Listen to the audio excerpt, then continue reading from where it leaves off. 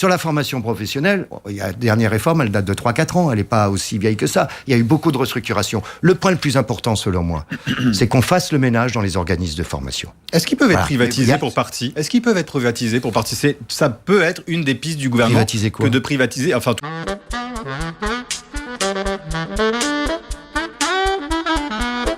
Enfin, en tous les cas, certains instituts de formation qui sont aujourd'hui contrôlés par les syndicats qui disent non, il va falloir à un moment donné faire en sorte que ce soit indépendant.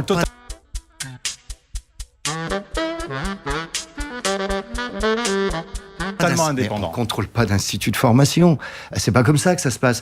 Dans les OPCA, il y a la collecte, etc. qui sert. Enfin, que les entreprises payent d'abord pour former leurs salariés, ça me paraît logique. Après, il y a de la mutualisation. On a fait de gros efforts, syndicats, patronat, tous les syndicats et tout le patronat depuis des années parce que l'État s'est désengagé pour qu'on mette plus d'argent. Mais le gouvernement dit qu'il faudrait plus d'argent pour la formation des chômeurs que les salariés des entreprises, justement. Oui, mais enfin, qui était responsable de la formation des chômeurs avant 2004 ? L'État. Il s'est défaussé sur les régions. Ah oui, attendez, il faut regarder les choses.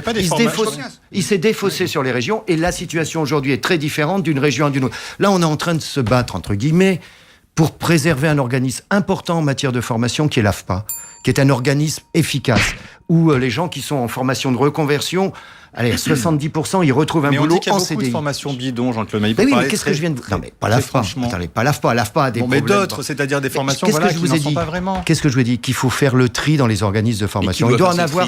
L'État. C'est l'État de faire le tri. C'est lui qui donne les agréments.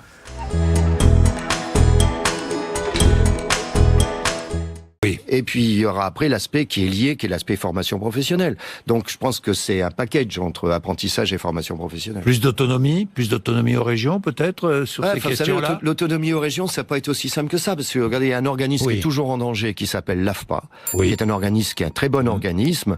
Le fait que l'État l'ait transféré aux régions, on a des situations parfois ubuesques dans certaines régions, où l'AFPA est mis en concurrence alors qu'elle a les semelles plombées par son immobilier.